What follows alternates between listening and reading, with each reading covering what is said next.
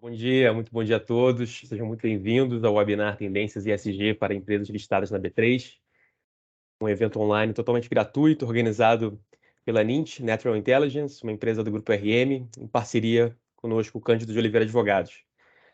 É uma honra recebê-los todos aqui conosco para debatermos e compartilharmos em conjunto com nossos especialistas e representantes do mercado as análises, expectativas, experiências bem-sucedidas e, por que não, também algumas críticas construtivas às novas medidas ASG propostas pela B3 e submetidas à consulta pública no final do ano passado, que devem compor, então, o anexo, chamado anexo ASG do Regulamento para a Listagem de Emissores e Admissão à Negociação de Valores Mobiliários.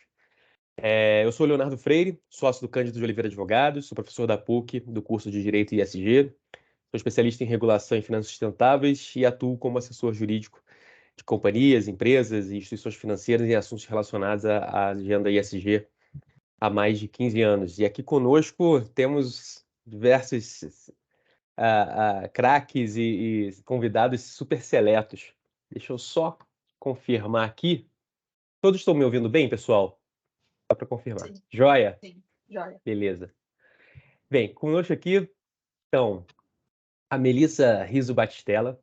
A Melissa é gerente de estratégia ESG da Nint, tem mais de 20 anos de experiência em iniciativas ligadas ao desenvolvimento sustentável. Ela é doutoranda em sociologia no programa OpenSoc, que reúne a atribuição conjunta com o grau de doutor pelas universidades de Lisboa, Nova de Lisboa, Évora e Algarve. A Melissa também é mestre em economia e relações internacionais pela Universidade Católica de Milão, com foco em desenvolvimento social, e detém pós-graduação em negócios sustentáveis pela Universidade de Cambridge. Junto conosco aqui também, Melissa, dá um alôzinho aqui para a gente só identificar. Oi, Claro. gente, bom dia. Joia. Conosco também aqui a Tassiana Abreu, ou como o mercado conhece, com a Tassi. A Tassi é Head de Sustentabilidade do Grupo Soma. Iniciou sua carreira na Tátil Design, depois trabalhou bom tempo na NBS, onde se dedicou ao planejamento de comunicação de clientes como Coca-Cola e o Boticário, e ajudou a criar estratégias de negócio, entre elas a NBS Rio Mais 20. Desculpa, Rio Mais 20 não, Rio Mais Rio. Desculpa, Tassi. Dedicada a projetos de impacto social em comunidades de baixa renda. Em 2014, a Tassi foi para a W. McCann como diretora de planejamento, assessorando marcas também como TIM, Coca-Cola e L'Oréal. Em 2016, ela foi convidada para liderar o time de marketing da marca de moda carioca Farm, ajudando também a construir a estratégia de sustentabilidade dessa marca. E agora, finalmente, em 2021, a Tassi, com muito merecimento, assumiu o posto de Head de Sustentabilidade do Grupo Soma, tendo como missão aí acelerar a transformação ESG do grupo e suas marcas, que além da Farm incluem Hering, Animale, NV, Fábula, Foxton, Cris Barros e Maria Filó. A Tassi se considera uma intraempreendedora de impacto. Adorei essa expressão, Tassi. Vou usar, gostei muito. E é Global Fellow da League of Entrepreneurs e faz parte também do Responsible Leaders da Fundação BMW. E por fim, nosso companheiro de inúmeras frentes aqui, não menos ilustre, Dr. Humberto Mota Filho, presidente do Conselho de Governança e Compliance da Associação Comercial do Rio de Janeiro, doutor em Ciência Política pela UPERJ, mestre em Direito pela Universidade Cândido Mendes, pós-graduado em, preparem-se, Comércio Internacional pela Shanghai Business School, Direito da Empresa e Economia pela FGV, Projetos Financeiros também pela UPERJ. O Humberto também é coordenador da linha de pesquisa em Governança Pública, Instituições e Controle Social do Poder Político do SEBRAD e da UERJ, e é coordenador do curso de Compliance Master da PUC-Rio, editor da revista de Compliance Rio e professor convidado da FG Law. É árbitro ainda do Centro Brasileiro de Mediação e Arbitragem, tendo ainda inúmeras outras experiências, entre as quais tendo sido assessor sênior da presidência do BNDES. Como é que você consegue tudo isso, Humberto? Por favor, me ensina um dia, porque é de tirar o chapéu realmente. Seja bem-vindo. Bom dia a todos. Ótimo, joia. Muito bem, gente. Com esse time de craques aqui reunidos, vamos começar o nosso bate-papo. A ideia é fazer uma coisa mais mais despojada, bem mais dinâmica, para ouvir sobre diferentes perspectivas, né, de agentes do mercado, tanto do ponto de vista jurídico quanto do ponto de vista financeiro, representantes, né, do ponto de vista corporativo, né, também, inclusive. Quais as expectativas, né, e compartilhar experiências também bem-sucedidas aqui em relação às medidas ESG, visando aí orientar ou entender como se dará ou deve se dar a implantação dessas propostas da B3, que, como a gente colocou no início da apresentação, da recepção aqui do evento, foram submetidas à consulta pública no final do ano passado e devem aí, conforme resultado, vir a serem convertidas no anexo SG da listagem de empresas listadas. Mas muito bem, deixa eu só confirmar aqui, pessoal. Eu estou ouvindo, desculpa, eu estou ouvindo como se fossem algumas mensagens chegando. Eu não sei se isso está vazando para vocês por acaso, eu só queria confirmar. Tem uns. Está vazando alguma coisa de som para vocês? Não. Sim, Eu ouço também, Léo. ouve. Eu não sei Só se vejo se é algum mensagem. controle que eu posso fazer. Eu peço a Karen, que é do Pode staff do ser o pessoal pessoal. entrando no lobby, Léo. Acho que Tá bom. Mas isso a gente não consegue controlar, né? Também acho que não atrapalha. Certo? certo. Certo, pode seguir. Então, beleza. Então, vamos seguir aqui com o nosso evento. E aí, Melissa? Acho que eu começo por você. A Melissa aqui também, nossa co-hoster, né? Co-anfitriã aqui, representante da Nint, cracaça, na assessoria de investimentos sustentáveis também. Bem, Melissa, vou provocar um pouco, né? Acho que eu tenho um desconforto, vou colocar assim, aqueles que já me conhecem sabem disso. Sou muito entusiasta da agenda ESG, mas também eu acho que falta um pouquinho de crítica, uma crítica temperada, uma boa crítica, né? Acho que a gente tem que construir esse mercado com com opiniões construtivas, né? Com críticas construtivas e opiniões justificadas. Acho que muitas vezes a gente vê em relação à agenda ESG muito homenageando aqui o carnaval recente, que o pessoal do Grupo Soma gosta tanto, assim, mas tem muito confete também, e acho que pouco debate com a sua devida seriedade, às vezes, no momento. O SG, ao meu ver, não sei como vocês veem também, acho que é muito mais do que só esse acrônimo dessas três letrinhas, né? Para mim, acho que eu entendo eles tecnicamente como eles são indicadores não financeiros que representam, são indicadores não financeiros de potencial, de resiliência, de potencial ah, de prosperidade, rentabilidade de ativos, principalmente considerando aí um cenário de transição para uma economia verde. E aí, nesse sentido, Melissa, a pergunta que eu quero te fazer é o seguinte: tendo em vista essa relevância, né, dos fatores ESG como indicadores não financeiros e, portanto, influenciam, sim, né, a tomada de decisão de investidores e tem chamado cada vez mais a atenção dos reguladores e participantes do mercado, na avaliação de vocês da Nint, com toda a sua experiência acumulada ao longo desses 20 anos, entre as propostas, né, da B3, é, quais são as expectativas de vocês ou em que medida essas propostas elas podem contribuir para influenciar ou para robustecer uma análise de investimento, uma análise de rentabilidade e retorno de investimentos do ponto de vista do investidor? Te passo a bola. Ótimo, obrigada, Leonardo. Bom dia a todos, todas.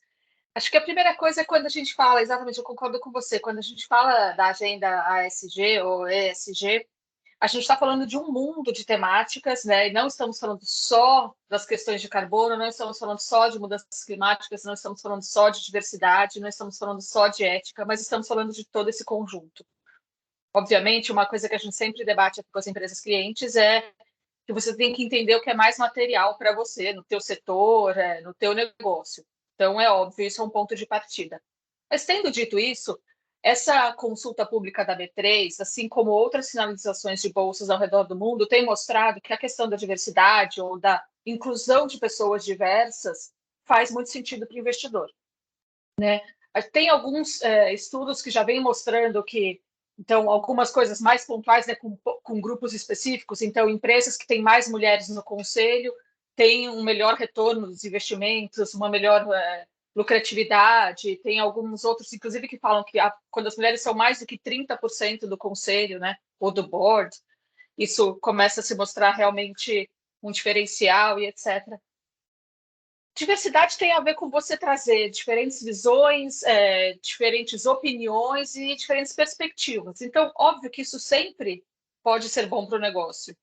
Aquela coisa de duas cabeças pensam melhor do que uma, e nesse caso a gente está falando de muitas, e cabeças com origens distintas, histórias distintas e crenças e percepções de mundo também distintas. Então, eu acho que a gente finalmente saiu desse momento de que diversidade é uma coisa para o RH tratar, ainda que o seja, né? Mas não é só mais isso. A gente está começando a entender que diversidade tem que fazer parte da estratégia de negócio e que os investidores vão sim olhar como é que cada uma das empresas investidas, como é que as empresas listadas e outras, né? Porque a gente sabe que essas coisas desdobram, vão tratar essas questões no seu conselho, na sua liderança e na sua força de trabalho. Essa proposta da B3 fala especificamente de conselho e alta direção, que efetivamente é onde acho que eles conseguem, é onde a rede deles alcança efetivamente, mas a gente sabe que isso é um movimento que tem uma tendência de se expandir, né, para toda a força de trabalho e para todas as empresas, independente do tamanho, e aliás, independente de estarem listadas ou não. Tá? Acho que isso é muito importante. Quando a gente fala de presença de pessoas diversas também no conselho, a gente está falando de uma possibilidade de atender a diferentes perspectivas de mercado. Então, a gente tem que entender que os nossos consumidores são diversos, ainda que cada um tenha os seus nichos. Então, você também trazer essa visão para o seu conselho é uma possibilidade de você entender o mercado e avançar em aspectos, né, comerciais e mercadológicos de uma maneira muito mais eficiente. Concordo com você que a gente tem que ter um ponto crítico aí, e acho que a gente até vai falar um pouco sobre as medidas propostas e como é que a gente olha para isso. Tem surgido um movimento de o anti-ESG, né? O ESG está fazendo as empresas se preocuparem demais com diversidades e de menos com controles financeiros. Eu discordo completamente, obviamente, e entendo que a gente consegue sim manter uma boa governança com excelentes controles financeiros, indicadores financeiros e, como você falou, os indicadores não financeiros ou sociais, ambientais de governança, entre outros, igualmente medidos, auditados, controlados para uma melhor saúde da empresa. Perfeito, perfeito, Melissa. Em alto bom som, de forma muito clara, assina embaixo com o que você aborda. Traz aí muitos elementos para que a gente possa discutir em conjunto aqui. E você tocou, acho que em dois pontos fundamentais aí da proposta, né? A questão da diversidade, como que isso agrega na forma de analisar uma questão que seja material para a empresa, para a companhia, né, sobre diversos tipos de ângulos, né, conselheiros e diretores com diferentes formações, sejam técnicas e de vida, né, inseridos naquele. E acho que um outro ponto que se colocou, que agrega também nessa customização, né, como você bem disse, né, o ISG ele também ele precisa ser adequado àquelas formas de negócio. Contudo, existem, né, acho que dentro desse guarda-chuva, né, de todas, vamos separar o ISG pelos três eixos clássicos aí que dão nome à sigla, mas dentro de cada um desse eixo você tem, né, múltiplos outras, né, subdivisões, né, a gente pode falar dentro do ambiental, da questão climática, a gente pode falar questão de economia circular, a gente pode falar em questões avaliadas também a própria sustentabilidade em si, né, da matéria-prima ou da cadeia produtora, a forma como você estende isso para a cadeia de fornecimento, ou seja, você tem um guarda-chuva amplíssimo que isso precisa ser customizado com o negócio, mas que as empresas listadas, além, né, da obrigação que agora vão ter, tudo sinaliza para isso, mas elas servem de espelho também para as demais outras não listadas, né, como você bem colocou. E aí, deixa eu fazer esse ganchinho, aproveitar esse pensamento que você trouxe para a gente, Melissa, e quero levar essa questão para a Tassi, né, Tassi? Ela, focando, de repente, nessas duas palavrinhas, diversidade e sustentabilidade. Talvez, vou fazer o seguinte, eu vou compartilhar aqui, só para ilustrar o nosso bate-papo, Tassi, e para ficar também fácil acesso para a referência do público, as medidas propriamente ditas, né? As medidas ASG propostas pela B3, e aí eu te faço a pergunta em cima disso. Pode ser? Perfeito, Léo, vamos lá. Um minutinho Obrigada. aqui. Vamos nós com Cada plataforma tem seu jeito de compartilhar, né? Vamos lá. Uhum.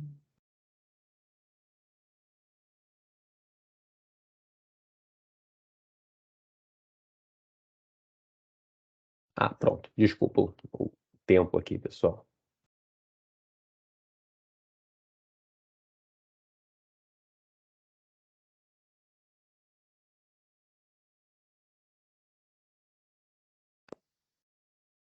Pronto.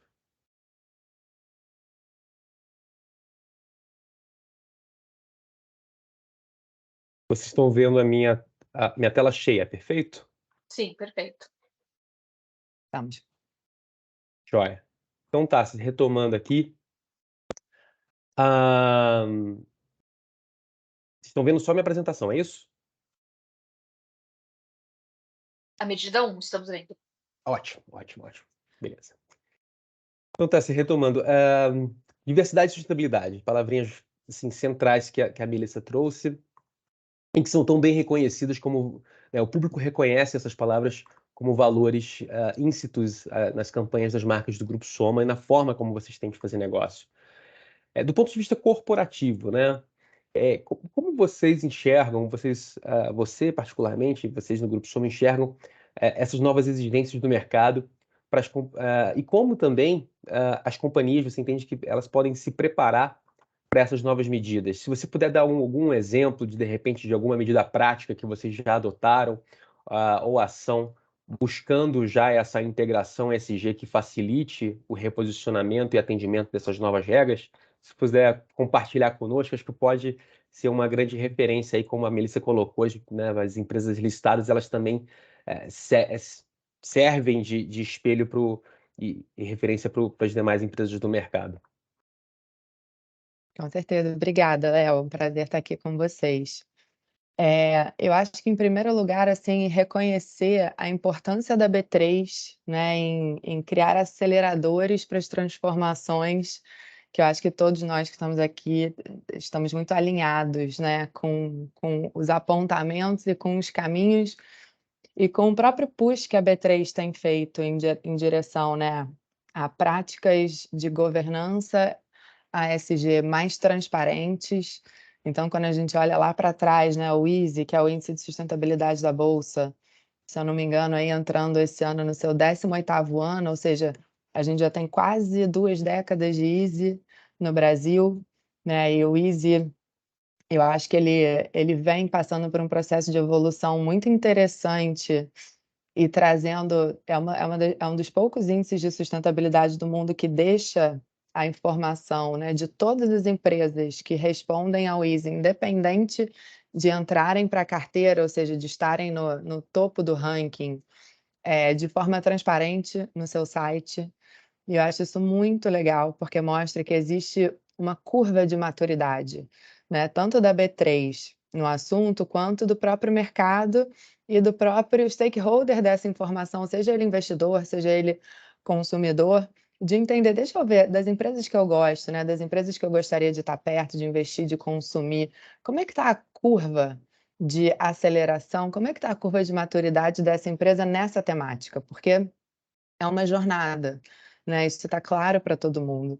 E uma coisa interessante que a B3 também vem fazendo não só tendo o ISE como esse grande guarda-chuva, né, de olhar ESG, mas também os índices específicos, né, então tem o ICO2, que olha ali mais para emissões de gases de efeito estufa, dentro do meio ambiente, agora eles estão lançando o GPTW, né, e o que é o Great Places to Work, ou seja, um índice que olha aí para o pilar social interno, né, de como a empresa estrutura todas as suas práticas e políticas de colaboradores, o índice de diversidade E eu acho que essa consulta pública trouxe muito, muito claro, né, do ponto de vista do que a B3 vem olhando, que diversidade é cada vez mais inegociável, né, e não é mais só uma agenda positiva, ela sim é algo que a gente tem que olhar, e principalmente dentro do Brasil, onde a gente tem tanta desigualdade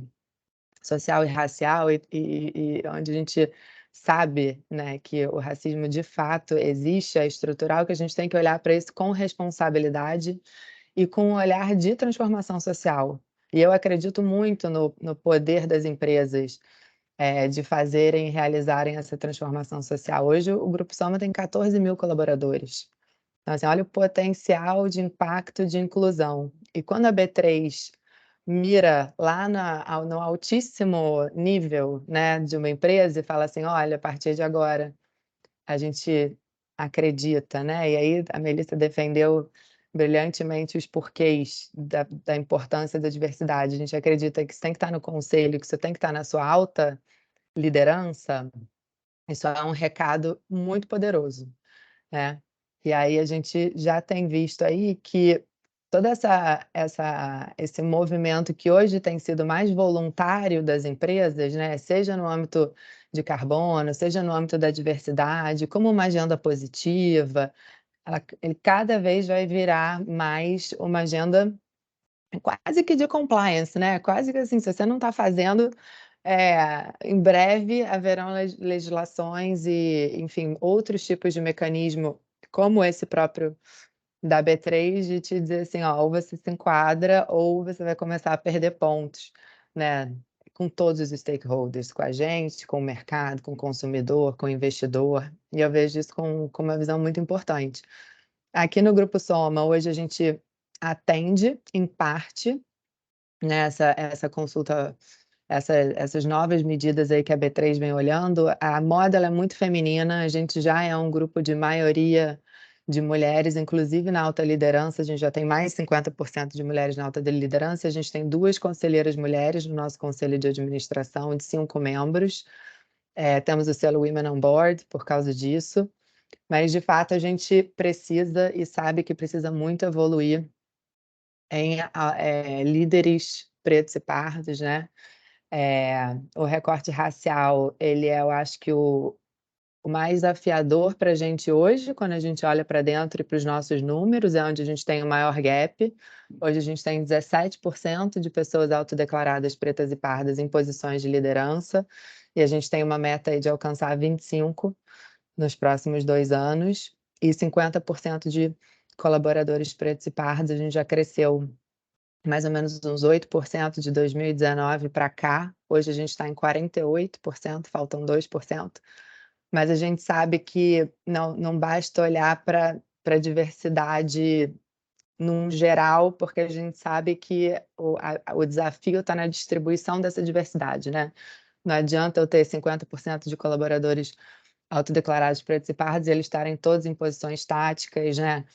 E não que eles não estejam alcançando os níveis estratégicos e de liderança da empresa, porque a gente sabe que o desafio é a equidade mais do que a diversidade em si. Mas temos essas metas que eu acho que são muito concretas, e trazer isso para as nossas políticas, né, que é outra coisa que a B3 vem pedindo aí. Então, não só de ter, mas que isso esteja estabelecido no estatuto, ou que isso esteja estabelecido numa política de indicação, numa política ESG, que a gente cada vez mais dê mais transparência e mais instrumentalização para essa transformação. Então, acho que isso tudo é muito positivo. Excelente, Tassi, de forma muito completa, acho que você abordou todos os aspectos. Parabéns pela liderança dessa agenda dentro do grupo. Acho que as metas são, Obrigada.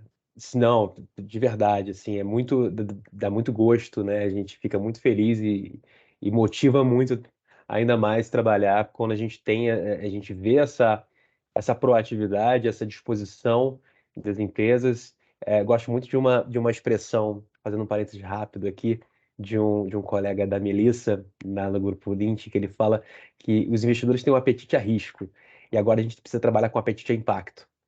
Né? Total. A expressão do Guilherme, eu acho, Muito boa. ela é muito ela é muito bem desenhada, assim, acho que o momento que a gente vive, e eu vejo, assim, pelo menos vocês, um apetite a impacto positivo, assim, incrível, que você falou, importantíssimo, né? Metas concretas também. Eu acho que isso facilita tanto a lei, isso dá credibilidade, né, para quem está olhando de fora a performance da empresa, performance não financeira da empresa, no caso dos fatores ESG, para também, assim, ter o cuidado de não cair, né, como todo bom mercado em crescimento, tem alguns gargalos que a gente precisa se proteger e tampar e fiscalizar. Acho que a B3 ela também pode contribuir muito no apoio à fiscalização a esse exercício pela CVM. Esse ano a gente tem primeiro ano com Resolução 59 em vigor, com as novas informações atualizadas, as informações ESG em vigor a serem prestadas agora. A gente está em temporada de formulários de referência, né? Há um cruzamento natural das informações que a B3 começa a exigir, ou pretende começar a exigir das empresas listadas, com aquelas exigidas no formulário de referência. Então, creio, eu espero, tenho essa expectativa que a fiscalização venha também para justamente proteger o investidor e proteger o mercado em si. Assim, o que eu quero dizer acho que às vezes muito melhor do que você ter, né, anúncios e metas mirabolantes enunciados no mercado, você ter efetivamente esse compromisso de metas concretas, né? E é isso acho que e acho as metas de vocês assim muito significativas. Acho que vocês têm uma posição vocês ajudam a puxar a fila, a vanguarda, aí que você colocou. O que antes era uma questão voluntária, muitas vezes, né?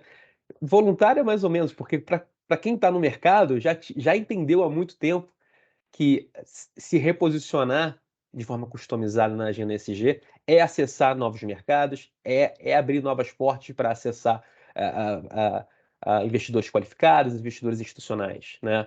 Mas agora, além disso, você tem a B3 eleva essa barra para tornar obrigatório para todo mundo, e até acho que isso é uma medida de concorrência leal, vamos colocar assim, né?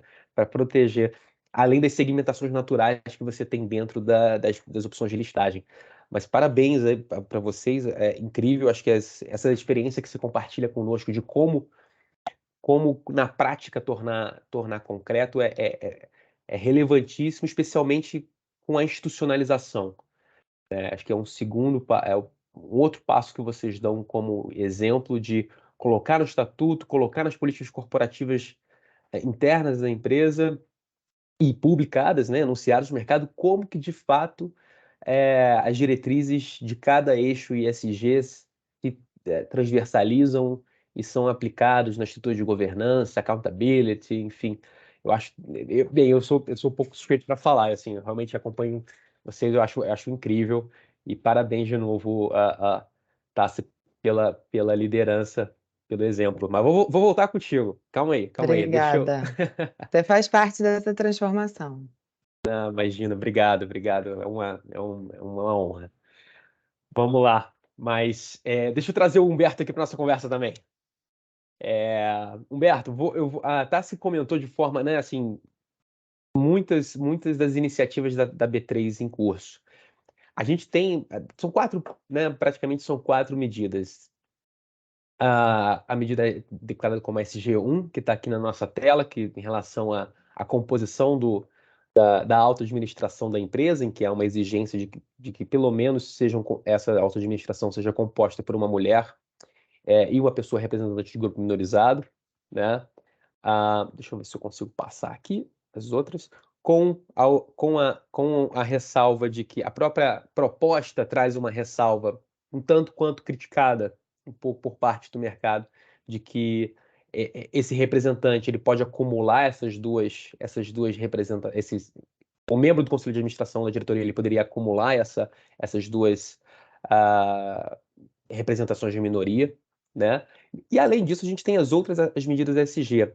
A questão de você ter uma política de indicação institucionalizada, como a Tassi também trouxe, né, dentro das políticas da empresa, para deixar claro ao investidor quais são os aspectos ESG que são considerados na indicação e aprovação dos membros do Conselho de Administração e Diretoria.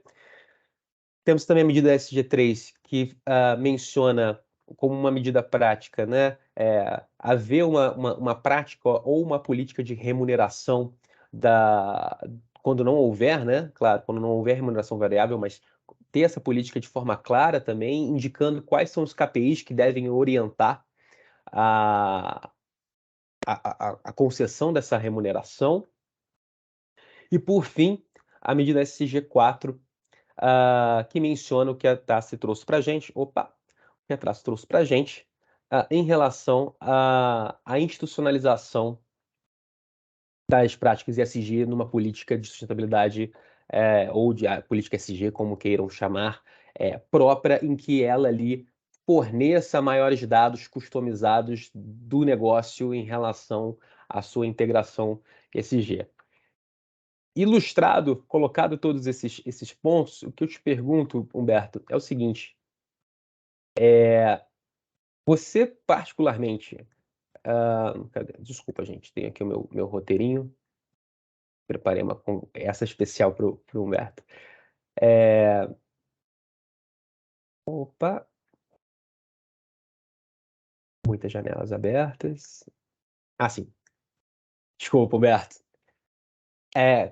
Considerando essas propostas, quais foram os pontos mais relevantes do ponto de vista da governança que mais te chamaram a atenção em relação à proposta? Ou, digo mais, você acrescentaria algum outro ponto em relação a essas medidas? O que você sente do ponto de vista de governança que vem chamando mais a atenção do mercado e também pode ser aprimorado?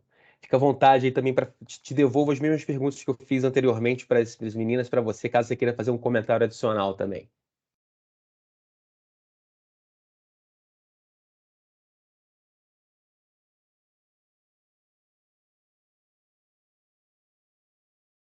Acho que a gente não está te ouvindo, Humberto. Acho que ainda está no mudo.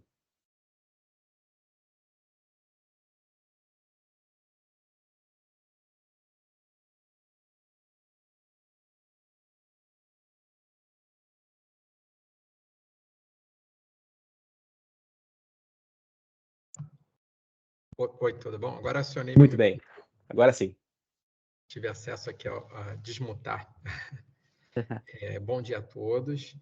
Obrigado pelos elogios, Leonardo. Ótima oportunidade de conhecer a Melissa e a Tassi. Parabéns pelo que vocês têm realizado aí, né? E por esse evento aqui. Eu só gostaria de deixar claro que eu não falo em nome de nenhuma instituição às quais orgulhosamente eu pertenço, mas que a gente aprende em todas elas, né?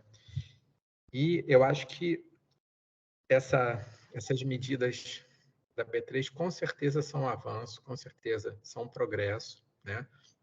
A Tassi falou de maturidade, a agenda ESG para mim, é uma agenda de maturidade, né? E de consciência, né? De autoconsciência dos seus limites, das suas capacidades, né? Do seu ambiente, aí ambiente não é só o ambiente natural, a flora, a fauna, mas do ambiente que você atua, dos impactos que você causa, das famosas externalidades positivas e negativas, né? Então, quando você fala de mais mulheres ou de um conselho de administração mais diverso, quando você exige mais informações sobre essa agenda, que é uma agenda bastante ampla e bastante ambiciosa, né? Eu acredito que você pode já apontar algumas tendências, sim. Então, dito, né, que é um avanço, que é um progresso, eu acredito que essas medidas elas vão se somar, como o Leonardo já falou, aos relatórios de reporte, de referência.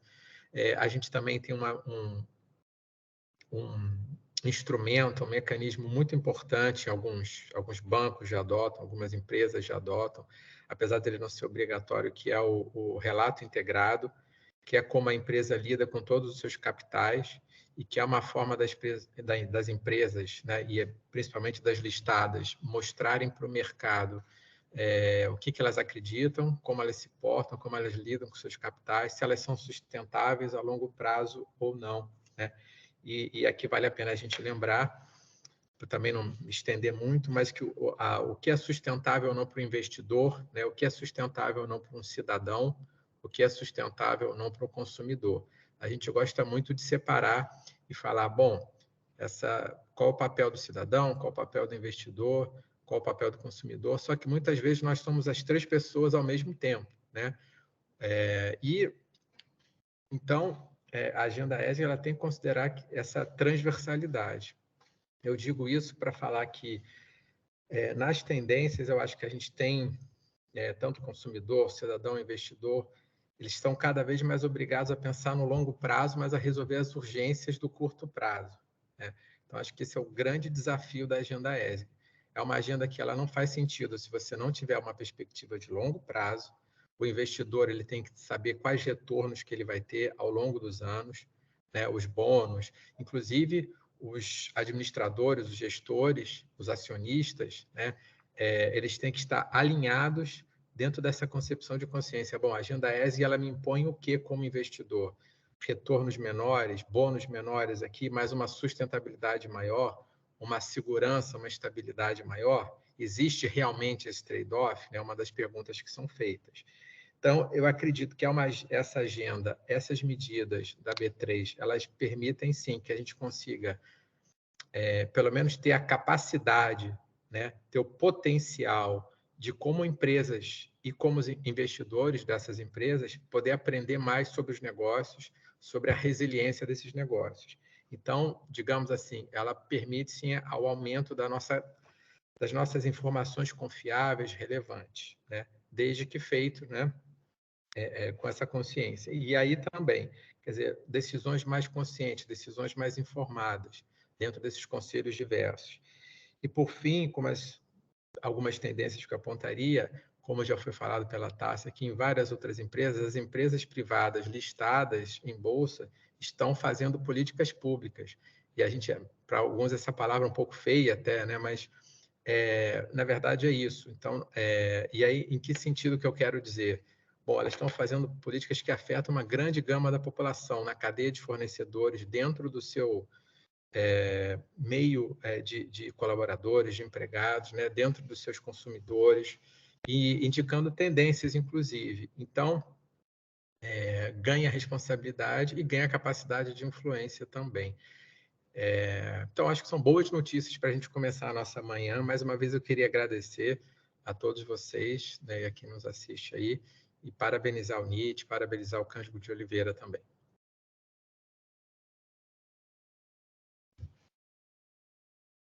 Maravilha, Humberto. Maravilha. Imagina, prazer é nosso em recebê-lo.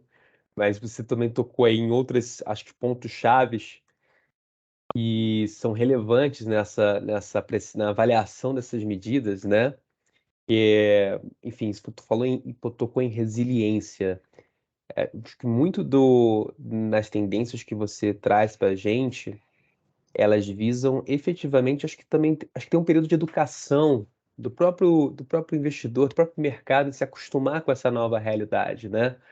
A gente tem aí um cenário de médio e longo prazo, sem prejuízo do atendimento das demandas mais urgentes, né, de curto prazo, como você colocou, mas no médio e longo prazo, né, um anúncio bastante claro pelas organizações internacionais multilaterais, todos os agentes do mercado, todo o ecossistema que forma o mercado de investimentos sustentáveis, de que até 2030, 2050, a gente vai passar por uma transição das bases da economia, na forma da gente fazer negócio.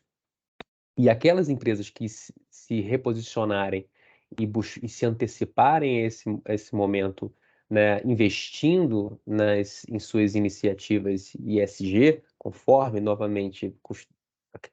aquilo que seja material para cada uma dessas empresas, elas tendem, né? A gente tem já uma série de estudos financeiros, backtesting e tudo, demonstrando que essas empresas elas tendem a ter um potencial de resiliência, palavra que você utilizou, um potencial de rentabilidade relativamente maior até, né, do que aqueles investimentos considerados como tradicionais. Então, portanto, você mencionou também a questão talvez um falso trade-off entre, né, ter aí orientar uma filosofia de investimento incluindo fatores ESG na tomada de decisão informada,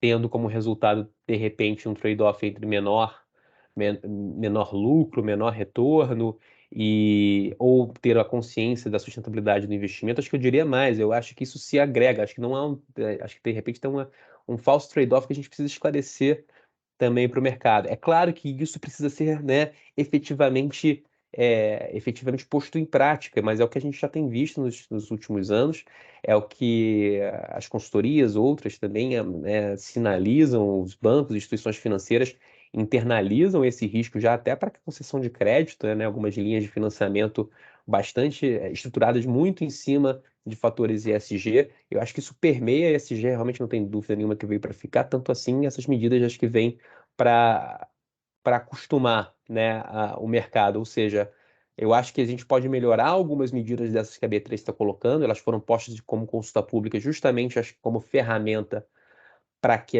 o mercado possa ajudar a B3 a entender desculpa, e aprimorar essas medidas, mas fato é que a gente também tem um momento né, de entender o momento de maturidade atual do mercado, né? Tem uma técnica de desenho regulatório que diz, né, que a gente sempre brinca, a gente traduz essa técnica para dizer que primeiro vamos ligar o carro, depois a gente vê se a gente coloca, né, todos os aerofólios, freio ABS, etc. O carro elétrico, vamos colocar aqui para melhorar o nosso contexto. Mas do ponto de vista, acho que institucional, também eu tento buscar entender o ponto de vista da B3, que sem dúvida a gente tem que parabenizar eles pela iniciativa, mas isso também não pode deixar-nos de querer mais, de querer sempre ajudar o mercado a avançar nessa agenda. Mas eu acho que para o momento atual, são medidas que são, no seu geral, até adequadas. Esse é o meu ponto de vista. Vou te dar um exemplo prático disso que eu estou falando, tá? O mercado se acostumou a ler informações financeiras, analisar informações financeiras, pegar o demonstrativo de resultados financeiros, as notas explicativas, etc., e compreender. E ninguém acha quer dizer, nunca é uma notícia muito boa, mas assim, não causa tanta surpresa ao mercado quando você analisa um resultado negativo ou um prejuízo de uma companhia. E esse prejuízo, geralmente, ele vem acompanhado ali de uma fundamentação, de uma nota explicativa, né? Às vezes, quiçá, até de um plano de ação em relação ao que a companhia pretende realizar nos próximos anos para recuperar aquela perda, etc.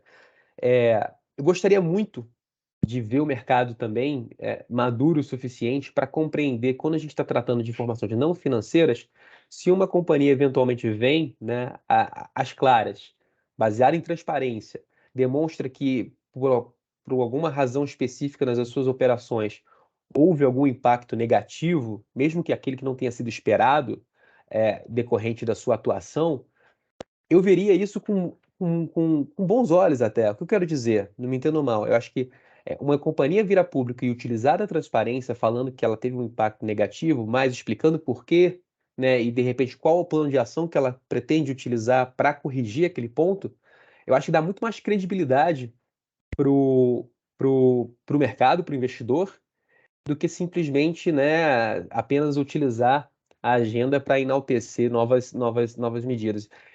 Eu gostaria muito, eu tenho minhas dúvidas se o mercado estaria preparado hoje para receber, com, não com bons olhos, mas para reconhecer a credibilidade dessa informação atualmente, ou se ainda a gente precisaria de um tempo de adaptação.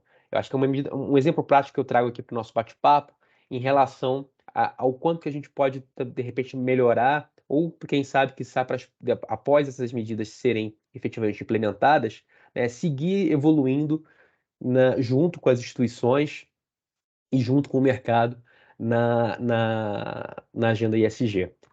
Mas estou falando muito aqui, quero voltar aqui com os nossos convidados. Deixa eu ver, Tassi, vou voltar com você. Pode ser? O Humberto deixou uma bola interessante aqui. Deixa eu fazer o seguinte só. Deixa eu só parar de compartilhar as medidas.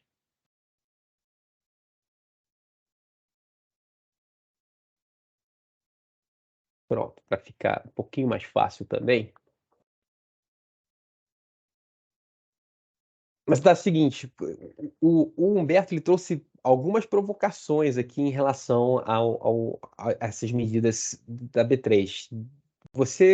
Primeiro, você acrescentaria alguma outra questão ou alguma crítica particular que talvez você ache que a gente poderia ter avançado melhor, considerando, né, assim, até aproveitando essa ponderação que eu fiz antes, a gente tem que entender também um pouco do tempo do próprio mercado se acostumar com essas com essas inovações.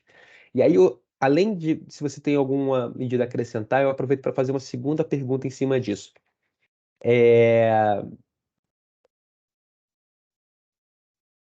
Você falou também em política de indicação, né, do mercado, especificamente. Você consegue também compartilhar um pouquinho mais da experiência de vocês para dizer assim como que, de repente, um exemplo dessas políticas de indicação que integrem fatores ESG na adoção de remuneração ou propriamente de diversidade no apontamento e aprovação de membros representantes de grupos minorizados na alta administração? Boa, obrigada. Vamos lá. Eu acho que uma coisa que eu lembro no período de consulta pública, né, que a gente chegou a comentar, foi esse olhar mais ampliado, especialmente para o Brasil, do que é recorte de raça, né? E como é que a gente inclui as diversas etnias indígenas, por exemplo, que a gente tem no Brasil dentro disso.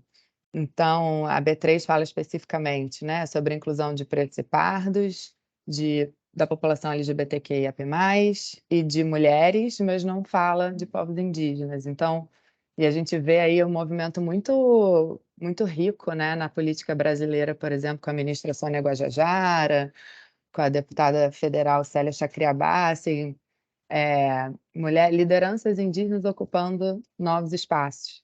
Eu acho que a iniciativa privada também precisa olhar para isso. É uma pauta que a gente vem olhando, poderia ser aí mais um ponto de avanço. E eu acho, em relação às políticas, uma coisa que a gente sempre discute, e eu acho que pelas nossas conversas a gente já tocou nesse ponto algumas vezes, né? Assim, o que vem primeiro, a política ou a prática? Né? A cultura ou a política? E tem uma frase que eu adoro, né, que fala que a cultura engole a estratégia no café da manhã. E é meio isso mesmo, né? Então a gente tem primeiro tentado atuar no nível cultural. Então, assim, a gente vai falar de diversidade, equidade e inclusão, a gente sabe que a gente precisa educar, a gente precisa letrar, é um processo de desaprender para reaprender, né? Somos uma geração que foi criada com uma série de vieses, seja familiares, seja educacionais, né? Assim, porque é um reflexo da sociedade, né? As estruturas que a gente cria são um reflexo da maneira como aquele povo, naquele momento, pensa. E eu acho que a gente vem passando por uma grande transformação de pensamento e de visão de mundo. E isso precisa se refletir na cultura, né? A gente discute muito o valor de uma ação top-down versus bottom-up. E a gente acha que não tem certo e errado, né? Na verdade, muitas vezes você precisa dos dois. Você precisa de uma meta, você precisa de uma política, né, que estabeleça aquilo ali como um olhar institucional da empresa, que diga para a empresa, para todos os seus colaboradores e para o mercado, olha, acreditamos nisso e por isso estamos escrevendo isso, por isso estamos botando essa meta e por isso a gente está com esse plano de ação. Mas, em paralelo, você tem que cuidar das pessoas dentro desse processo. Então, a gente ainda não tem a diversidade como um critério na política de indicação, a gente não tem política de indicação, a gente tem no estatuto, né, as regras de substituição, por exemplo, de membros do conselho, e a gente vem discutindo sobre isso, mas a gente entende que, primeiro, a gente precisa ter uma alta liderança e um conselho absolutamente comprados na agenda.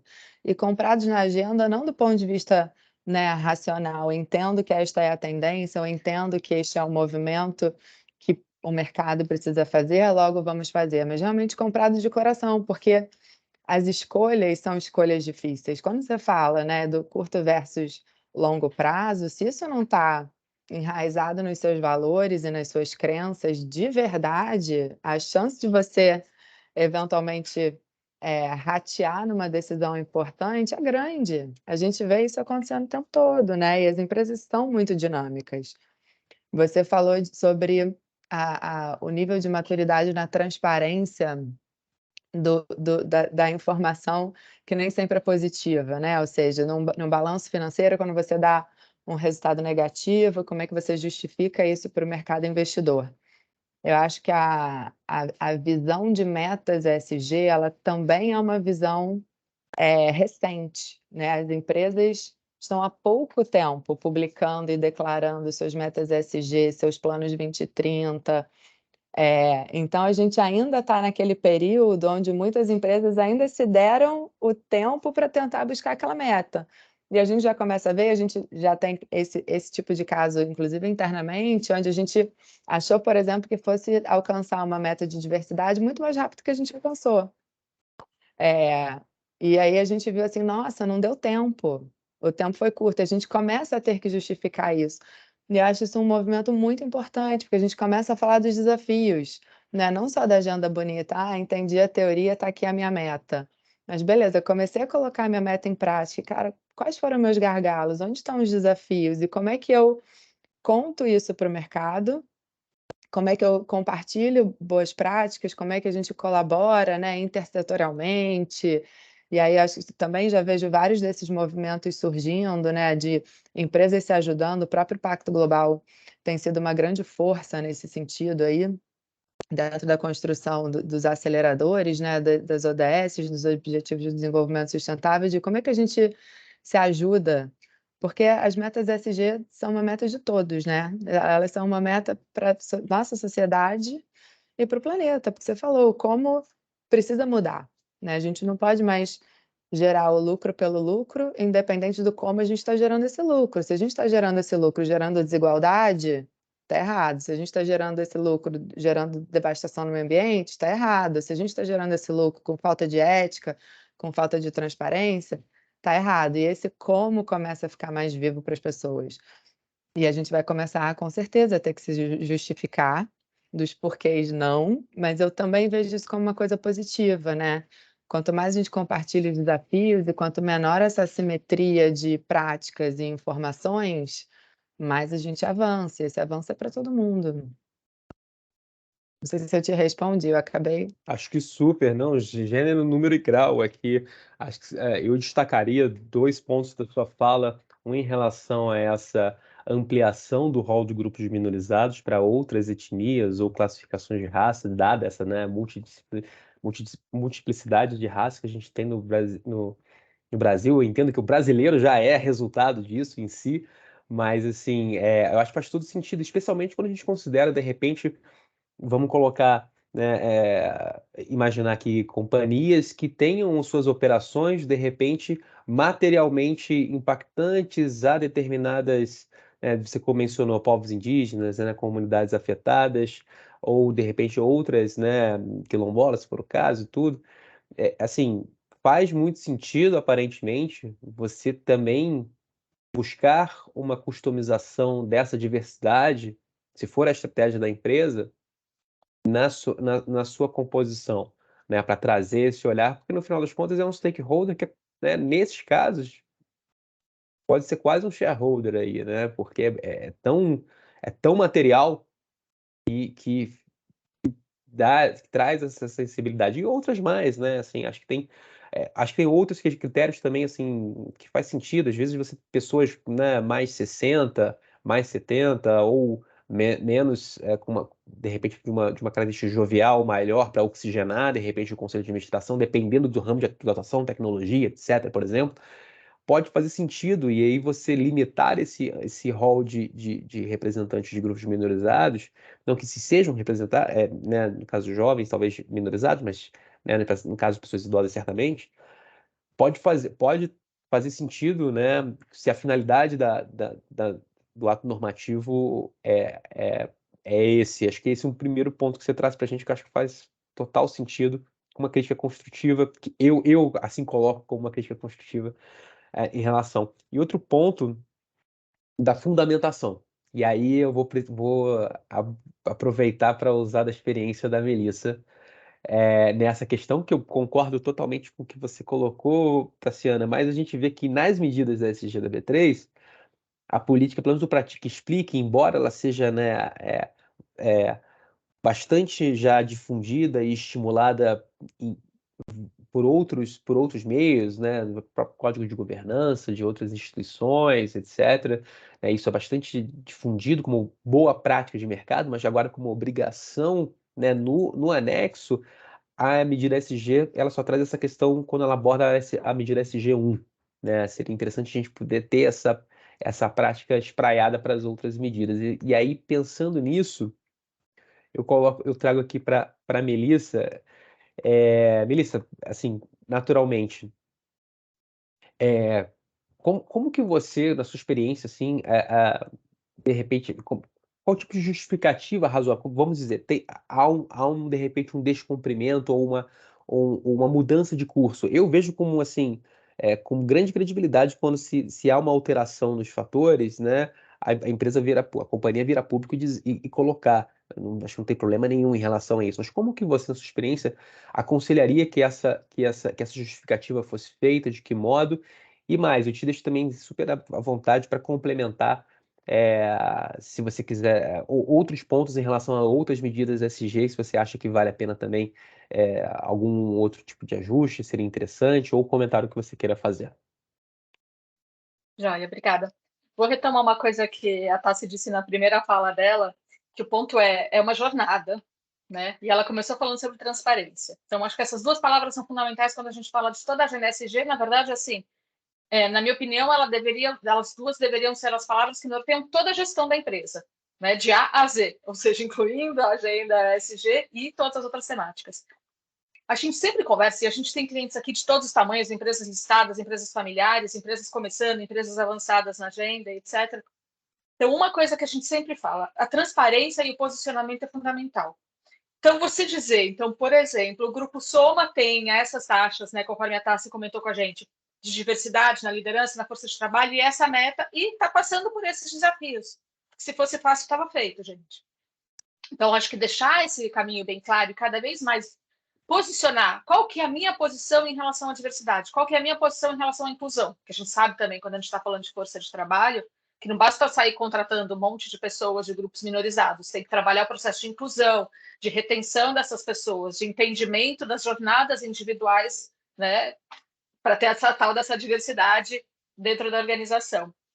Então, quanto mais claro, a gente reforça isso muito, quanto mais claro for o posicionamento da empresa em relação a essas temáticas, e aí ela pode partir dos temas materiais, pode partir de risco, tem várias maneiras de você pensar o que você posiciona primeiro, mas é muito importante você dar transparência à sua jornada.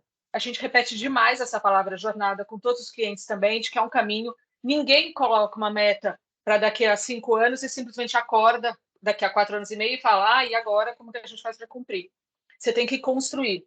Você tem que construir com o seu conselho, você vai ter que construir com seus investidores, muitas vezes, dependendo do seu ramo de atividade. Você vai ter que construir também com o seu público, às vezes até com o proprietário da empresa, né? A gente lida com, como eu falei, com empresas familiares. Então, como é que aquela família, aquele grupo de acionistas está enxergando a governança e os avanços daquela empresa e até como é que isso tudo afeta ou não o que eles tinham como perspectiva de futuro. Tem duas coisas que ajudam. Estabelecer política a gente sempre, sempre, sempre recomenda, porque política sozinha não faz nada, mas ela ajuda a perenizar na organização aquelas atitudes, aquele posicionamento que você está trazendo. A política sempre pode ser rasgada e começada de novo, mas uma vez existindo a política, qualquer pessoa que entre na organização, qualquer conselheiro que assuma, qualquer situação de mudança, você tem aquele papel dizendo o nosso posicionamento é esse, o que a gente pretende fazer é esse, e quem cuida desse tema e os indicadores são esses. Né? Então, tem responsável, tem definições, tem... Inclusive, assim, quando a gente está falando o que é grupo minorizado, né? Não existe uma definição global, universal, todo mundo aceite. Então, se a empresa vai definir grupos específicos para trabalhar ou não, né? A Tassi trouxe muito bem essa questão dos povos originários, dos povos indígenas. Acho que é uma pauta que a gente já está para lá de atrasado. A gente avançou em termos de debate, muito na questão de gênero, estamos avançando na questão racial em termos de debate, tá? Não na inclusão efetiva, mas ainda falta muita conversa sobre como é que a gente trabalha com os povos originários, até porque eu faria uma provocação, Léo. Para mim, esse é um tema que é material para qualquer empresa que esteja no Brasil. Afinal, Brasil. Então, conformada por eles, sabe? Acho que é. E a outra coisa é definir metas, te ajuda a desenhar a jornada. De repente, a sua empresa não tem maturidade ainda para definir uma meta pública, né? Então, como a Tassi colocou, a gente tem um monte de empresas, inclusive, que emitem dívidas, emitem títulos de dívidas baseados nas suas metas de diversidade. Então até 2030 eu quero aumentar a proporção de mulheres aumentar a proporção de mulheres na liderança, então eu vou emitir uma dívida, né, para financiar isso, que inclusive eu vou ter perdas significativas de dinheiro, né, seja juros, seja penalidades da dívida, se eu não cumprir essa meta. Mas se a empresa não está pronta para colocar isso publicamente, estabelece internamente como um primeiro passo, né, depois que ela tem a política, clareza, e estabelece o caminho. Uma outra coisa que tem acontecido nesse mercado de dívidas e títulos sustentáveis, sociais, verdes, é que quando a empresa até tem uma meta que pode ser ambiciosa, mas ela não consegue mostrar qual que é o caminho que ela vai seguir para atingir aquela meta, a dívida, o título é igualmente criticado ou mal aceito pelo mercado. Então, a jornada também é relevante. E a transparência também. Eu gosto do formato Relate ou Explique com restrições. Mas eu acho que ele é importante para esse processo de aprendizado. Porque se a gente fala, a partir de amanhã tem que ter, você começa a fazer um monte de mentirada bem elaborada, né? Ou até judicializar esse tipo de coisa. Quando você fala do Relate ou Explique, no primeiro ano a empresa explica, estou em processo de conseguir, ainda vou definir minha política. No segundo, chega uma hora que não tem mais como explicar o inexplicável. Então eu acho um bom caminho, eu gosto dessa postura da CVM em relação ao formulário de referência. Quem lê formulário de referência são grupos muito específicos, porque vamos combinar, é chato para burro, né? É longo, é chato, é cheio de detalhes, mas cada vez mais, inclusive com essa reformulação, né, cada vez mais esses aspectos estão fazendo parte do principal documento de relacionamento, vamos chamar assim, das empresas listadas com os investidores. E acho que a B3 quer puxar também nesse sentido, né? Tudo bem construir jornada, mas não finge que esse tema não está acontecendo. Esse e outros, né? Então, você tem uma política clara, socioambiental, de sustentabilidade, ESG, como cada um vai chamar, né? Você tem uma diretriz clara de como é que as pessoas entram e saem do seu conselho. Porque, gente, é normal. Você tem uma mulher conselheira e, por algum momento, ela decide ir embora, decide sair, mudar de país, morreu, sei lá eu. Você vai fazer a substituição e não é do dia para a noite. Então, ter clareza nesse processo, como é que a gente escolhe quem entra, como é que a gente escolhe quando troca, como é que é o nosso processo de avaliação de conselheiros, tudo isso ajuda muito a mostrar que a empresa efetivamente está comprometida, que não é só um discurso de, né, sei lá, de website. É fundamental, esse é o ponto, né? E política construída sobre matriz de materialidade. Você tem todo um framework que você vai construir, né, a partir, de novo, de um posicionamento customizado daquela companhia em relação ao qual, né, enfim, desde da estrutura geral, do arcabouço que vai sustentar, em cima você coloca aí na matriz de materialidade, e aí depois as políticas, e não é política simplesmente etérea, né, enunciando o óbvio, enunciando nada. Muitas vezes o óbvio precisa ser dito, como você bem colocou, até porque política vincula. Eu acho que essa é a instrumentalidade importante da política, né? E vincula perante terceiros, no caso, quando publicada perante o mercado. Mas além disso, né? Você precisa ter uma política que traga ali elementos concretos de como que cada um daqueles pontos materialmente relevantes da companhia, elas efetivamente são gerenciadas, né? Onde está o accountability de cada na governança interna e como que isso, né, efetivamente as ações concretas, como que elas vão guiar as ações concretas do dia a dia da companhia na operação. Companhia, eu digo aqui, aí, pessoal, abre-se também, obviamente, para as outras empresas, como você bem colocou, né, empresas limitadas e familiares também, por exemplo, quando queiram acessar linhas de crédito, né? Outro ponto que você chamou, você colocou, eu diria que para qualquer empresa sediada no Brasil.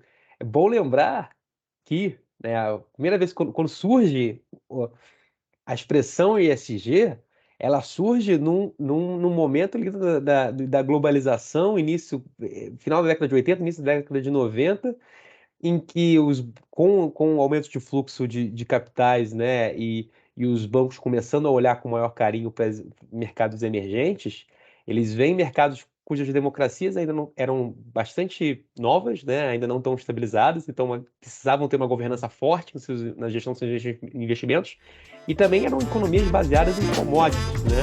Então, primeiro e segundo setor, que são setores altamente influenciáveis por variáveis socioambientais, né? Então, é a partir disso que por uma demanda econômica de interesse privado, surge a necessidade de você começar a monitorar, identificar, avaliar e precificar, no final das contas, o risco que essas variáveis socioambientais e de governança nessas regiões na verdade, oneram o risco de crédito, né? O spread bancário, no final das contas. Então, assim, quando a gente fala de ESG, é natural que a gente olhe efetivamente, você bem colocou, Melissa, não podia deixar de fazer essa contextualização, serve para todo mundo que esteja aqui no Brasil, com certeza. Mas, pessoal, primeiro, Melissa, concordo totalmente com você, perfeito. E tudo isso que você colocou, eu estresso ainda mais quando se traz a questão do mercado de títulos de dívidas sustentáveis, né? Agora, os Sustainability Linked Bonds, eu acho que pode ser a grande, né, nova fonte de atenção no mercado, que tem feito bastante, não tem tanta vinculação em relação à alocação dos recursos captados, mas você tem um dever de prestação, obviamente, para aquele investidor, né? Eu acho que aí sim, acho que mais para frente a gente vai ter uma outra discussão em relação a quando, eventualmente, uma meta não seja alcançado ou não, e como que isso vai se dar, essa responsabilização. Acho que são outros pontos que a gente precisa continuar evoluindo na nossa agenda, mas falando em continuar evoluindo, eu quero ainda ouvir ultimamente o Humberto, mas estou de olho aqui no horário para que a gente também possa abordar algumas perguntas que o pessoal aqui já disse que chegaram no nosso Q&A. Humberto, aproveitando só essa última deixa da Melissa, você gostaria de complementar algum outro ponto? Ou de repente a gente passa para o Q&A e depois a gente volta com comentários finais? Como que você prefere? Vamos avançar então, né? Já que você está falando do horário aí, muito interessante aí, tanto a Melissa quanto a Tassi. Só dizer que também é outro desafio, é a responsabilização, né? Como é que você vai calibrar? A gente está vendo agora, recentemente teve a nova política de responsabilidade social, ambiental e climática dos bancos, né? Também vai ter efeitos no mercado de bolsa, mercado aberto, e você vai precisar traçar os cenários, tem os estudos de estruturação, os advogados começam a ter que aprender probabilidade, estatística, né? Então são desafios novos aí. E para registro, eu gostaria de falar que eu adoro ler um formulário de referência, tá, Melissa? Acho que é uma coisa de advogado, que os advogados são meio chatos. A gente tenta ser legal, mas assim, eu não sei, deve algum distúrbio meu, de repente, talvez, pessoal, aqui, que eu acho que ali tem tanta informação relevante que acho que é uma grande forma de comunicação com o mercado. Mas tudo bem, vamos lá, beleza. Vamos passar aqui então para nossas perguntas. Acho que a Karen. Karen, você consegue passar para a gente ou aqui onde estão aqui as perguntas no chat? Claro, as perguntas estão no PIR, né, de perguntas e respostas, no português, e a gente tem uma pergunta do Renato Sobral. Ele pergunta se o Easy tem empresas corruptoras. É um índice confiável? Bem, eu posso começar, mas de repente, também deixo todo mundo, de repente, a Tassi, que conhece bastante o formulário o questionário do ISO, pode dar a sua abordagem também. É um índice novo, eu acho que foi bem, acho que tem uma calibragem interessante, né? Foi contratado ali também. De cabeça, eu acho que foi o pessoal da Standard Poor's que ajudou, salvo engano. Melissa pode me corrigir, talvez na calibração desculpa, acho que eu estou confundindo Melissa com o índice de carbono, que foi da Standard Poor's, verdade, desculpa. O Easy, né? Não, sim. O Easy é mais tradicional, né? Bem mais tradicional no mercado. Acho que a gente já teve um bom período de teste para avaliar a confiabilidade. É claro que cada avaliação não estou aqui para dizer, né, me substituir como assessor de investimentos, né? Nem tenho essa expertise. Olho do ponto de vista jurídico, mas ainda mais com as novas, com as questões ESG ainda mais densificadas, ele tem passado aí por rebalanceamentos, inclusive para alterações de pesos, né? Intensificando a seletividade e o critério na avaliação de performance das empresas que se candidatam a participar do EASY. É claro, assim, a questão do ISE, assim, só que eu vejo, mas aí não é um problema do ISE, acho que é um problema geral, de diversos índices. É que você tem uma dependência muito forte entre aqueles que o compõem, né? Assim, se você tira alguém do ISE, né? Assim, isso reflete um desbalanceamento da pontuação dos demais, porque ele também tem ele leva em consideração uma performance comparativa entre os seus integrantes, considerando os critérios, os questionários de ESG que são levados em conta. Essa é a minha percepção, pelo menos, tá? Se Melissa, não sei se vocês também veem de forma diferente ou que vocês gostariam de adicionar. Eu até vejo isso como uma coisa positiva, Léo, porque o fato do índice ser ponderado, né, ou seja, todos os anos as empresas que respondem alcançam determinada nota. Como a gente falou aqui, o ESG é uma jornada, as empresas vêm amadurecendo, então a tendência é que a sua nota sempre aumente. Então ele vai refletindo essa barra mais elevada do mercado ano após ano, né? Assim, ano passado 22, a nota de corte já foi maior do que a de 21. Isso é positivo. Olhando para a reestruturação que aconteceu ano passado, que o Easy passou por uma grande reestruturação, acho que tem alguns pontos interessantes, que hoje ele é dividido em dimensões, né? E aí a gente tem uma dimensão específica, que é a dimensão de risco reputacional, que passa por um pouco da sua pergunta, que hoje é feita por uma empresa global chamada HappyRisk, né, que usa uma série de ferramentas e algoritmos para entender o quanto que aquela empresa, por exemplo, está na mídia associada a temas materiais negativos em relação aos critérios ESG. E isso é muito positivo, porque você começa a ter, de fato, inclusive uma visão, né, do que sai para fora, né, e do que as pessoas estão comentando e falando sobre a empresa, que pode afetar a sua pontuação, e isso vai refletir se as suas práticas são positivas, né, ou negativas. A Americanas, por exemplo, agora estava no Easy e saiu do Easy, em função de tudo que aconteceu.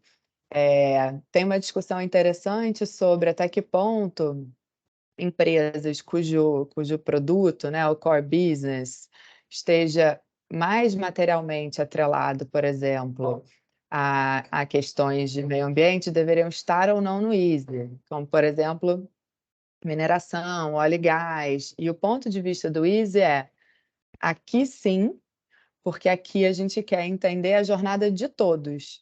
E eu concordo, porque assim, eu preciso, enquanto stakeholder e ambientalista e ativista, eu quero saber como é que a Petrobras está evoluindo, eu quero saber como é que a Vale está evoluindo, eu não quero desligar eles de uma das ferramentas que eu tenho de entender a jornada de evolução deles.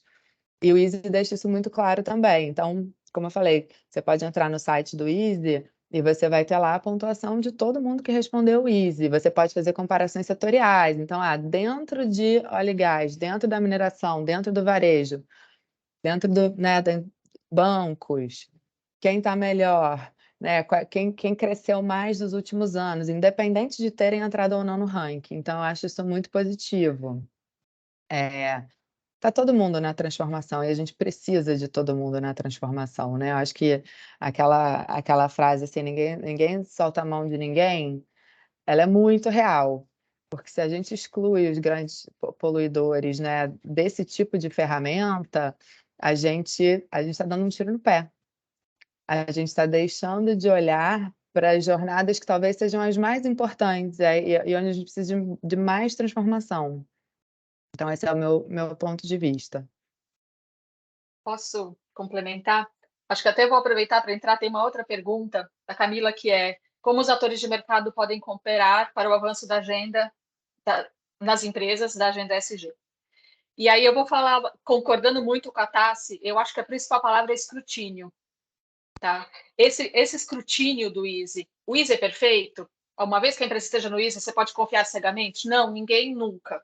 Tá? Nenhum índice, nenhum rating, existem metodologias, mas o fato do Easy, por exemplo, hoje, divulgar as notas e respostas de todas as empresas que estão ali, inclusive as que não são classificadas, de você poder entrar ali no sisteminha, você precisa de um login e senha, mas é gratuito, qualquer um pode fazer, você não precisa ser agente de mercado nem nada, e você poder fazer suas comparações, suas questões, etc.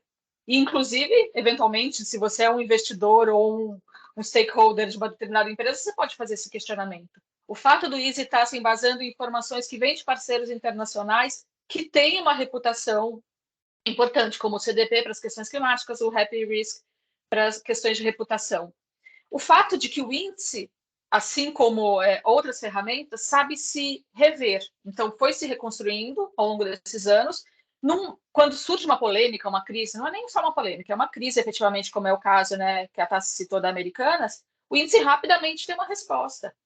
Né? Foi uma questão de um mês, eu diria, talvez, né, talvez até menos. Então, isso é importante. E concordo, a gente tem que manter essas empresas que são potencialmente mais poluidoras ou que estão em mercados que a gente pode chamar de transição, etc., tem que mantê-las no escrutínio, senão como é que eu acompanho? Se eu começar a deixá-las de lado, elas saem dos olhos do público, eu fico olhando só para a energia solar, sei lá, empresas que trabalham bem a diversidade, quer dizer, eu só olho para quem está indo bem, e o resto eu deixo caminhar sem muito escrutínio público. É complexo. E, por fim, o último ponto do Easy, e veja, nenhum de nós aqui é patrocinado, né? Então, realmente são opiniões e percepções ao longo da jornada. É que se você der, como empresa, as mesmas respostas que você deu no ano passado, a sua nota esse ano vai ser pior. Porque é justamente isso que a Tassi falou, a barra vai subindo. Então, ou você continua evoluindo como empresa, ou você rapidamente vai ficar do lado de fora, tá? E sobre o ponto dele ser corruptível ou não, né, que eu acho que foi a pergunta. Eu acho que o consumidor, estamos todos cada vez mais inteligentes e espertos, né? Então, a partir do momento em que essa informação é pública, qualquer um pode checar essa informação. Então, o Easy, ele tem uma rodada de evidências, você não precisa mandar evidências de 100% das questões, mas a partir do momento em que a tua resposta está publicada, ela vira domínio público e qualquer um pode entender se você está ou não fazendo um greenwashing. Isso também se torna uma ação social, né, da sociedade e dos stakeholders que olham para esse tipo de informação, o que também é positivo. Eu estava ouvindo outro dia sobre um termo novo que eu não conhecia, o green hustling, que ele vem em contrapartida ao greenwashing, né, a coisa de das empresas estarem hoje muitas com medo de falar sobre as suas práticas. Então, o green hustle é quase como se fosse um silêncio verde, porque qualquer coisa hoje, né, que de fato não esteja bem fundamentada poderia virar uma tese de greenwashing. E os consumidores já pressionando as empresas do tipo assim, não, você não pode falar mais do que você está fazendo e vender o peixe, né, errado, mas você também não pode ficar quieto. Você tem que falar o que você está fazendo, porque a gente está de olho. Então, cada vez mais eu vejo que isso é uma construção social. E a paciência, né, não é nem uma questão de paciência, né, a aceitação de uma falta de ética ou transparência está cada vez menor, graças a Deus. Ainda bem. Excelente, Concordo. excelente, muito bom. Uma última complementação, você falou em construção social, Tassi. Aí a gente vai viajar para teses de doutorado aqui jurídicas, não quero entrar nesse papo mais chato, mas há quem defenda já hoje em dia que a norma ela é fruto de construção social, que era algo muito debatido anteriormente, mas hoje mais difundido. A questão é que a interpretação, a norma como fruto de interpretação é construção social. É que eu abordo isso para dizer em relação a essa definição de greenwashing, e aí que você trouxe aí o green hustling. Eu vejo com falando sobre corrupção, né, corruptividade, melhor dizendo, dos integrantes ali, ou do próprio índice. Quando a gente fala de greenwashing, eu tenho algumas reservas, assim, porque eu acho que a gente está falando de um tema tão novo, que eu acho que primeiro a gente precisa definir o que está dentro do jogo. A exceção seria o greenwashing, é o ilícito, certo? E aí, acho que, na minha visão, pelo menos, assim, o greenwashing, o que a gente pode tentar definir ele até agora, como se colocou, a divulgação de práticas que induzem, que geram lesão ao investidor, né? Induzem o investidor a uma falsa percepção daquela realidade em relação às práticas ESG. Né? O Seja por próprio consumidor, né? Exato. E nesse sentido, aí uma crítica minha também, acho que talvez aí não é uma competência da B3, mas ela pode ser, juntamente se articulando com, né, seria uma questão até provavelmente para vir instrumento legal, ou a gente pode avaliar aí alguma atuação da CVM, da definição do tipo, qual é a prática lesiva decorrente ou que se caracterizaria efetivamente, juridicamente no Brasil como greenwash. Porque, de novo, eu acho que às vezes é uma expressão utilizada de forma muito ampla e aberta, sem muitas definições, barreiras. Eu me preocupo hoje em dia, pelo menos, a gente definir o que está dentro do jogo, né? Esse é o principal. E aí, com efeito, a gente vai olhando ali qual que seria a exceção e tentar delimitar melhor essa expressão. Fugir um pouco da pergunta, mas eu acho que é um ponto que também me gera um pouco de desconforto na agenda quando a gente conversa, e acho que vale a pena trazer a lume para a gente, né, contribuir aí para o debate. Não sei se a gente tem mais alguma outra pergunta, Karen, de repente colocar o Humberto aqui no jogo também. Temos sim. E a próxima pergunta é justamente para ele. A Karen Legal. Maronhas colocou assim: Humberto comentou sobre a expressão políticas públicas, e pelo que entendi, seria uma expressão polêmica para alguns. Gostaria de entender um pouco mais a respeito e o contexto. Obrigada. Vamos lá, então. Bom, deixa eu me explicar melhor. O nosso famoso, né, Milton Friedman, né, escreveu um artigo, um economista da Escola de Chicago, na década de 70, e que foi basicamente um dos grandes artigos que falou da teoria do agente, depois estimulou a teoria do agente principal e agente, né? Ou seja, só falando rapidamente, os acionistas não têm todas as informações, os administradores, os gerentes, os gestores da empresa têm maiores informações, e pode haver um conflito de interesses, um conflito de expectativas, de posturas dentro da empresa que não vai atender tanto os acionistas, os proprietários, né? E aí, na verdade, ainda nesse artigo, Milton Friedman falava que a única coisa que importa para as empresas, ou a responsabilidade das empresas, já que a gente chegou a tocar em responsabilidade aqui, é o lucro, né? Isso na década de 70. Claro que muita coisa mudou. Eu fico imaginando o encontro do Milton Friedman com a Greta, né, para eles discutirem esse artigo. De qualquer forma, quando eu falo em política pública, é exatamente porque se você for adotar uma visão da Escola de Chicago, uma visão liberal, né, extrema do Milton Friedman, as pessoas falariam: olha, Humberto, você está viajando na maionese aí. Política pública é coisa de governo e as empresas já têm que conseguir o lucro, elas têm que, até adotando uma agenda verde, elas têm que pensar no lucro.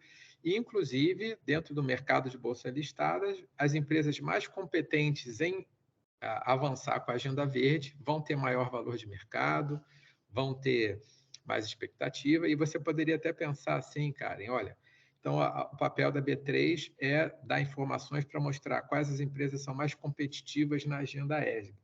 Aí a gente cai num certo problema, num certo falso dilema, que é o seguinte: o desenvolvimento econômico, e aqui talvez eu possa, né, também dar um pouco da minha visão de mundo, mas é uma obra coletiva, né? Não é uma obra individual, uma obra de um determinado mercado.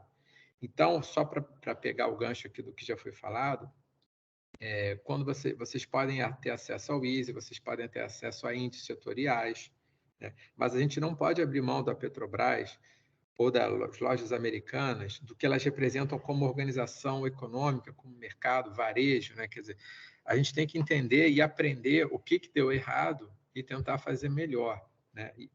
Nesse sentido de desenvolvimento de política pública, né? E o lucro é fundamental, não me entendam mal, né? Eu concordo com o Milton Friedman nesse sentido. Inclusive, uma das críticas que ele fazia àquela época e que a gente está vivendo aqui, discutindo aqui hoje, era: bom, essa agenda é linda da responsabilidade social e ambiental, só que ela não é objetiva, eu não tenho indicadores, eu não tenho métricas, ela é um sonho de uma noite de verão. Então, o grande desafio, a gente acho que já, pelo muito que foi falado aqui, já se percebeu, né? E muito se avançou. E aí você deve fazer aquela famosa triangulação, né? Pega o INSE, pega as listas, pega os relatórios, os reportes de referência, pega os índices setoriais, né?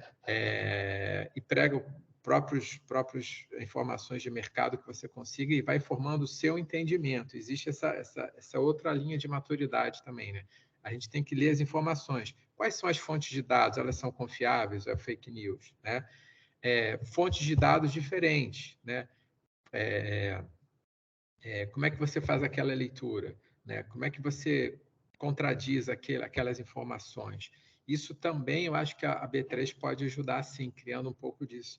E aí, só para lembrar, qual é o lado ao contrário, só para concluir aqui, né? A gente tem gestões de ativo, tem, né, gestões de investimentos, o famoso gestor de ativo lá, ele muitas vezes ele compra e vende ações ao longo de segundos ali, saindo, entrando numa empresa, ou a private equity, ou várias questões que podem ser extremamente nocivas a uma visão de longo prazo e ser simplesmente rentistas, né? E o Adam Smith, o Davi Ricardo já eram contra o rentismo, né? Mas, só para dizer também isso, quer dizer, eles, mais o Adam Smith, apesar de muita gente não saber disso, ele era a favor da política pública porque ele era contra o mercantilismo. Ele queria uma política pública para o mercado funcionar melhor. Então, só para dizer que eu acho que a agenda ESG também, de certa forma, é uma visão mais generosa de você conseguir conciliar Estado e mercado para uma visão de desenvolvimento como obra coletiva de longo prazo. Desculpa se me estendi muito aí, não sei se respondi. Acho que respondeu sim, Humberto. Muito bom. Você tocou no último ponto aqui, só para não deixar de destacar, que acho que é fundamental, conecta com a primeira pergunta que foi feita em relação à corruptibilidade dos índices e tudo. Gente, analisar a informação não financeira, né, de base ESG requer bastante assessoria. O que a gente quer dizer, né? Para construir uma informação final dada ao mercado, às empresas, elas se cercam desde uma seleção de um framework, de novo, com uma matriz de materialidade, cujos aspectos, né, cuja captação desses dados da operação dela para fazer a conformidade na matriz de materialidade são realizadas ainda por empresas terceiras, né, os chamados ESG Data Providers. Um reporte já tem algum tempo, acho que já tem um ano ou alguma coisa salvo engano, acho que da IRM, eu acho. Aponta que só na Europa teria 600 provedores, empresas provedoras de dados ISG. Isso no mundo ainda é uma profusão. O mercado está bastante aquecido em relação a essas novas empresas. Enfim, o dado final extraído, ele é fruto de toda essa construção, né? Sendo muito sintético aqui. Então, não é algo trivial, não é. Então, acho que vale sempre vocês estarem bem assessorados, né? Jurídico, financeiro, para extrair melhor, para informar melhor a decisão de investimento com base nas informações, com base em informações de ESG, aliadas sempre, na meu ver, com a informação financeira propriamente dita. Acho que vai te dar um universo ainda mais qualificado para tomada de decisão, né? Gente, sempre respeitando o horário aqui também, né, de nossos e o horário somente, né, de todos os participantes, né, do público. Vou abrir aqui uma rodada final para os nossos convidados para comentários finais e em seguida gostaria de continuar, mas já fica o convite para a gente fazer um novo evento aí na agenda para continuar esse debate que está. Eu estou me divertindo aqui, estou achando ótimo, estou gostando muito, estou aprendendo bastante com todos vocês. Devolvo para o Humberto. Humberto, você quer algumas palavras finais? Você quer trazer algum ponto? Depois já deixo em caminho para a Tassi e finalmente para a Melissa, nossa co-hoster aqui do evento.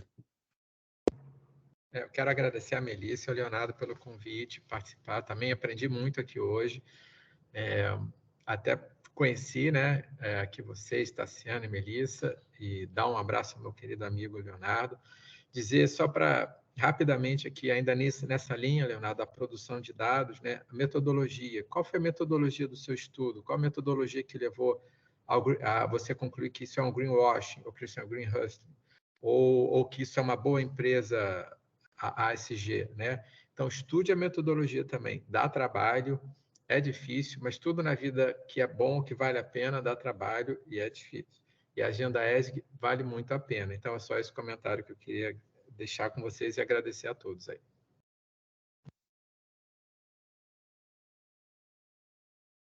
Bom, também vou agradecer o convite, o papo, acho que foi excelente, né, como todos nós aprendemos alguma coisa, tenho certeza. E eu acho que essa é uma agenda de todos nós mesmo, né, independente da nossa cadeira, se é uma cadeira ESG ou não, existem oportunidades ESG a partir de qualquer cadeira, né, seja em consultoria, seja no poder público, seja na iniciativa privada. Eu acho que é muito o mindset de como é que a gente pode fazer melhor o que a gente faz, né, cuidando mais das pessoas no processo, cuidando mais do meio ambiente no processo, e eu acho que a gente realmente só vai chegar onde a gente precisa chegar, né, de manter esse nosso querido planeta, saudável para todo mundo, né, e para os nossos netos e bisnetos, se cada um fizer a sua parte. Então acho que essa é a mensagem, e a gente usar das nossas habilidades, né, individuais nessa missão, que acho que é uma missão verdadeiramente coletiva e a gente precisa de todo mundo. Obrigada, Léo. Obrigada, Melissa. Obrigada, Humberto. Um prazer estar aqui com vocês hoje.